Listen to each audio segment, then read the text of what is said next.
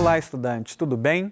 Eu sou o professor Fernando e hoje nós vamos dar início ao PET 2. Na aula de hoje, nós vamos falar sobre mudanças e permanências na escola. Tá? Qual que é o nosso objetivo? Reconhecer a história como resultado da ação do ser humano no tempo e no espaço, com base na identificação de mudanças e permanências ao longo do tempo. Essas mudanças e permanências ao longo do tempo são bem características da história.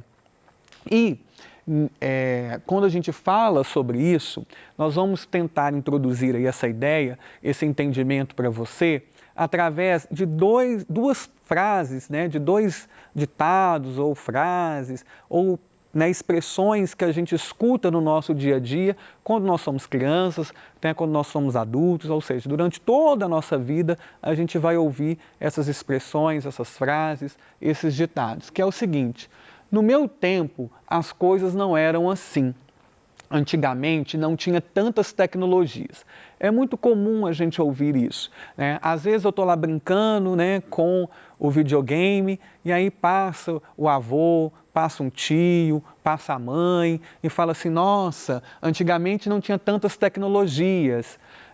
Então quer dizer que o joguinho que você está jogando ali, ele é muito mais moderno, tem muito mais tecnologias inseridas do que o joguinho que o seu avô ou sua mãe, o seu tio, por exemplo, jogava quando ele era criança.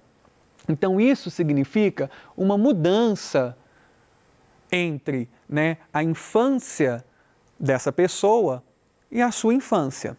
Tá? Quando fala-se, no meu tempo as coisas não eram assim, a gente está se referindo a um monte de coisas. A maneira de se brincar, a maneira de falar, o estilo musical.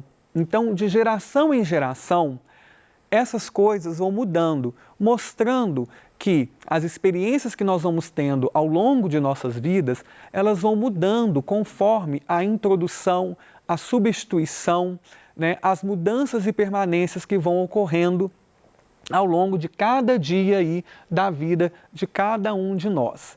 Então, quando eu escuto no meu tempo as coisas não eram assim, significa que aquela pessoa ela está lembrando do que ela já viveu, do que ela já experienciou no passado, tá? Que é diferente do que ela está experienciando, do que ela está vivenciando naquele exato momento que ela está dizendo essa frase, essa expressão. Quando fala antigamente não tinha tantas tecnologias, a gente tem que lembrar o quê? Que tecnologias são muitas coisas.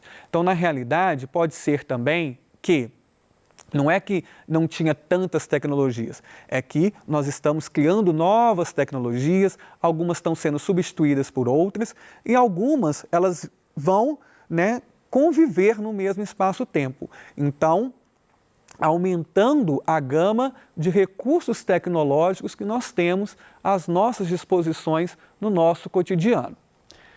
Bom, pensemos aqui nessa imagem. Nós temos duas tecnologias que são complementares na sua verdade. A primeira delas, aqui nós temos o caderno, que o papel surgiu há milhares de anos, por volta aí de 5.000 anos antes de Cristo, 4.000 anos antes de Cristo, a gente já tem alguns papéis onde conseguia-se registrar coisas, escrever coisas nesses papéis e mais ou menos na década de 1970, 1980, vão surgir os primeiros computadores, que também vão servir para fazer registros, registros eletrônicos, escrita eletrônica. Mas nós estamos em 2021 e essas duas tecnologias, elas são o quê?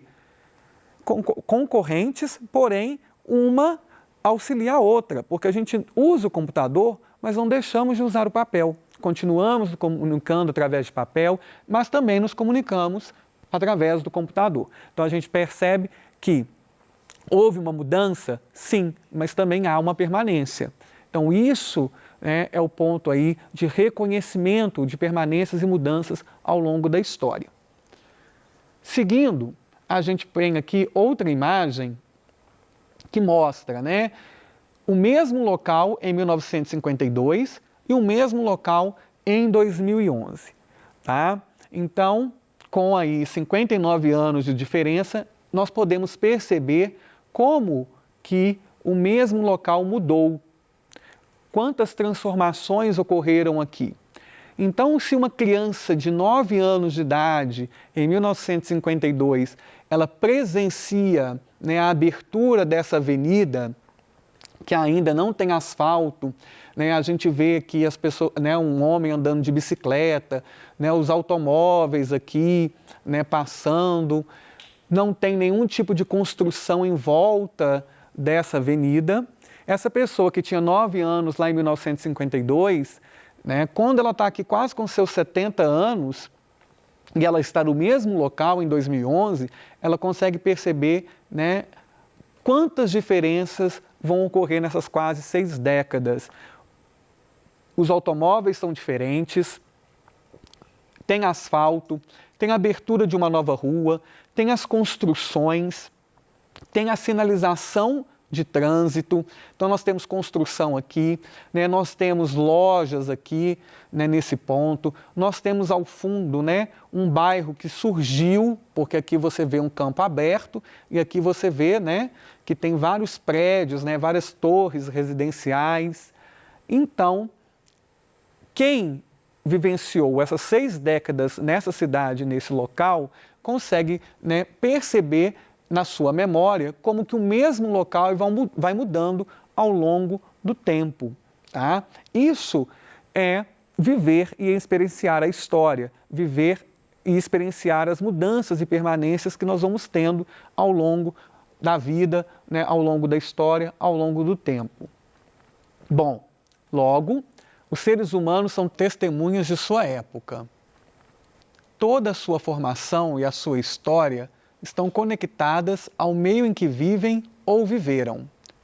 O que hoje é atualidade para você, na vida de seus filhos, poderá não ser tão moderno assim.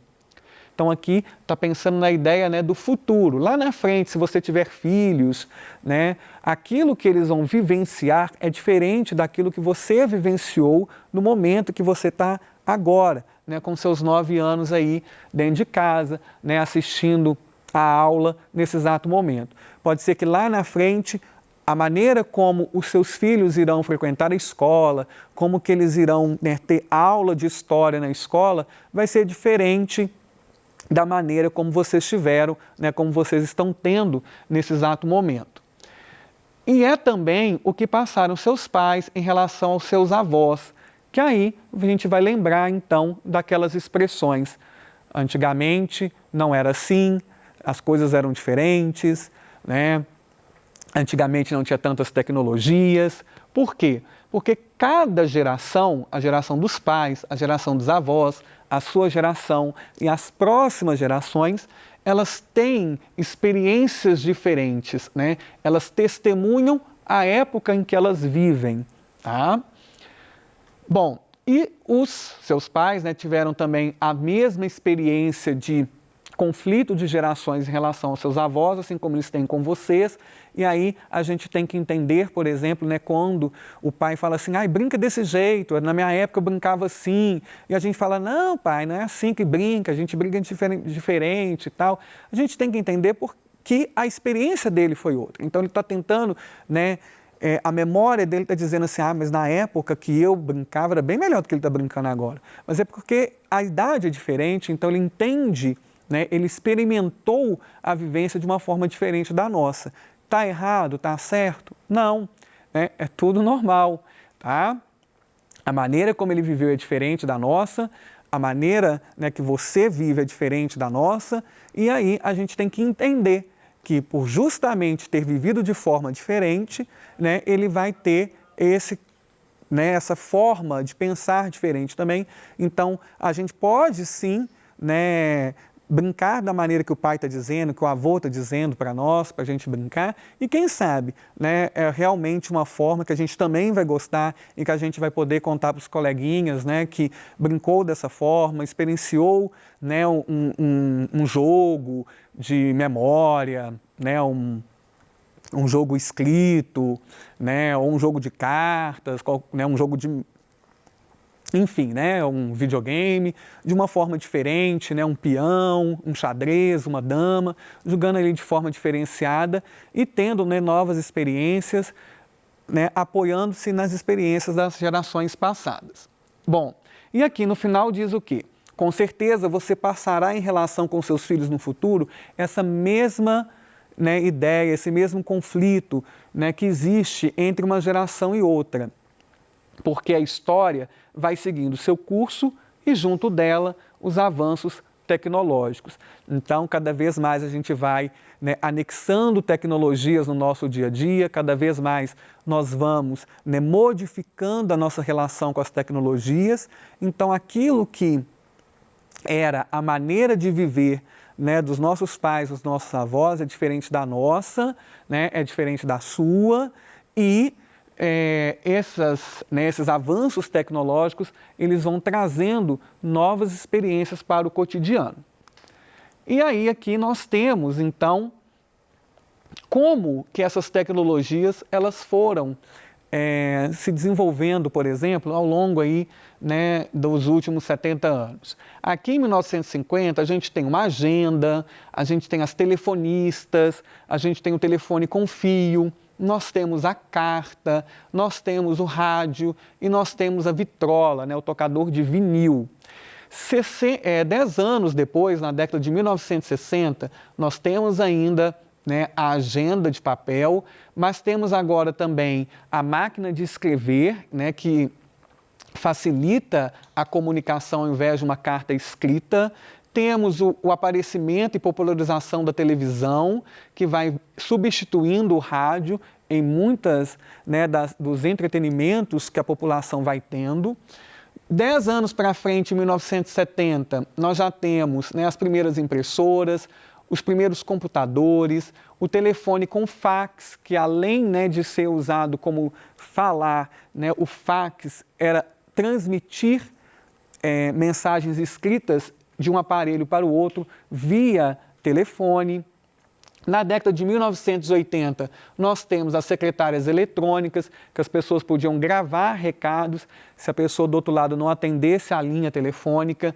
O aparecimento dos primeiros computadores pessoais, né, os computadores de casa ou computadores de mesa, vão aparecer na década de 80. Então, é o início da popularização desse mecanismo.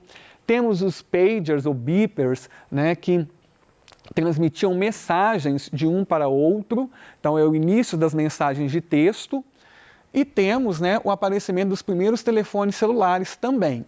Na década de 1990, temos os notebooks, né, que vão ser computadores que a gente consegue transportar, eles não precisam ficar no mesmo local, eles conseguem ser transportados pelas pessoas, então isso também é um auxílio, uma modernização. Temos, né, os walkie-talkies, temos a popularização dos telefones celulares, o aparecimento de agendas eletrônicas substituindo a agenda de papel. Nos anos 2000, os computadores também vão ficando cada vez mais popularizados nas casas de muitas pessoas.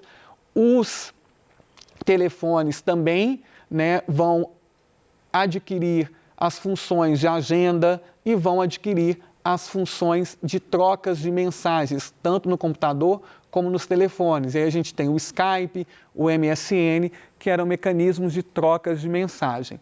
Em 2005, além dos telefones celulares, agora a gente já tem câmera para os computadores de mesa, né? E nós temos também os dispositivos de música, que vão substituindo o rádio e também depois vão substituir a televisão. E hoje em dia a gente percebe que o aparelho celular ele tem, né, várias dessas funções de todos esses equipamentos aqui estão num equipamento só, o telefone celular. Você troca mensagem, você fala, né, você tem, né, os programas de computadores dentro do telefone e por aí vai. Bom, e na escola? Como que todos esses mecanismos, todas essas tecnologias vão influenciar no dia a dia da escola? O que mudou em relação à escola de seus avós, à escola de seus pais, para a escola que você tem hoje? Tá?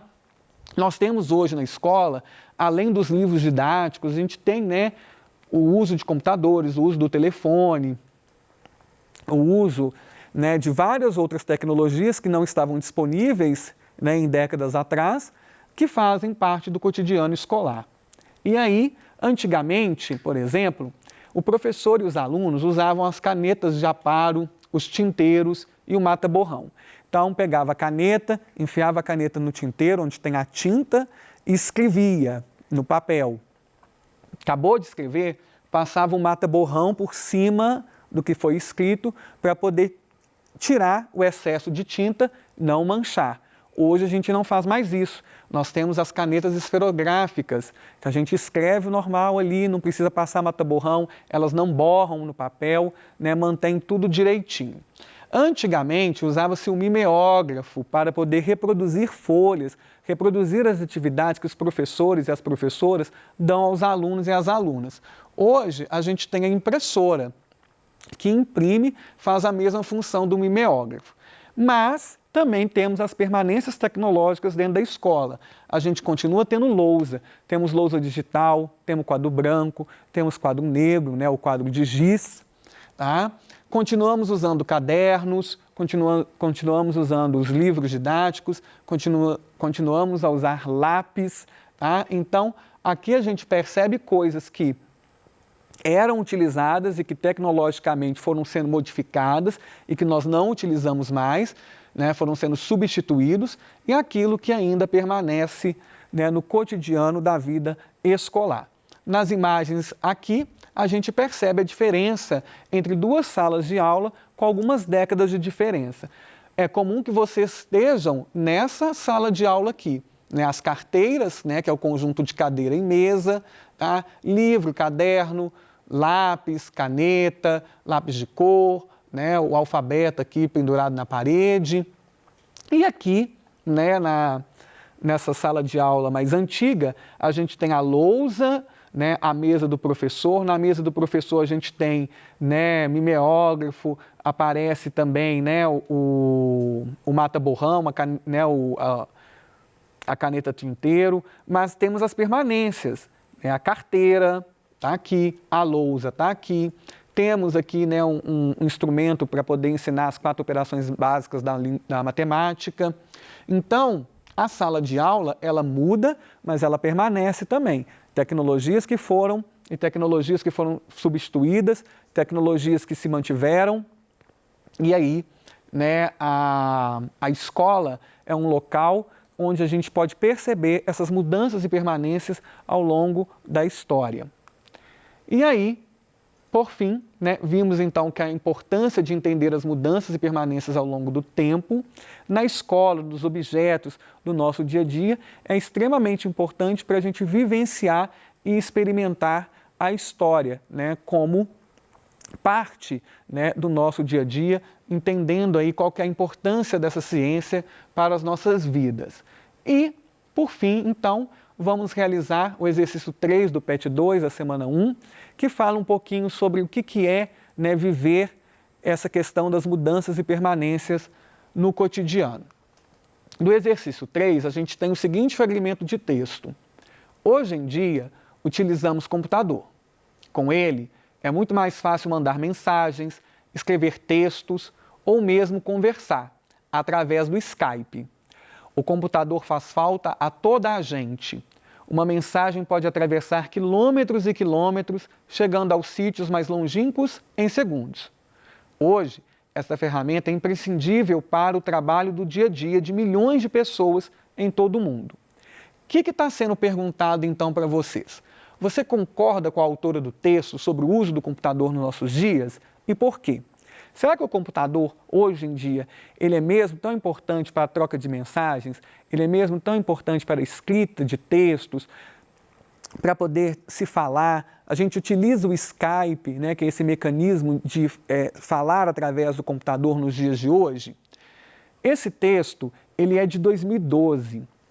Já se passaram quase 10 anos depois do relato da autora. Em tecnologias atuais, 10 anos é um tempo longo. Quais outras funções se dá ao computador depois desse período? Então, nessa última década, nesses últimos 10 anos, a gente tem, né, novas funções para os computadores? Quais são essas funções? A gente tem algum mecanismo que substituiu os computadores, que ela está falando lá de trocas de mensagens entre pessoas que estão a milhares e milhares de quilômetros de distância, essas mensagens de segundos aí, né, que estão sendo enviadas de diversas partes do mundo, a gente tem outros mecanismos que fazem isso. O computador tem outras funções que aquelas que ela está dizendo no texto. Quais são essas funções? Então, é isso aí, né, que vocês vão responder através desse momento que nós tivemos aqui, tá? Espero vocês na próxima aula. Muito obrigado e até mais.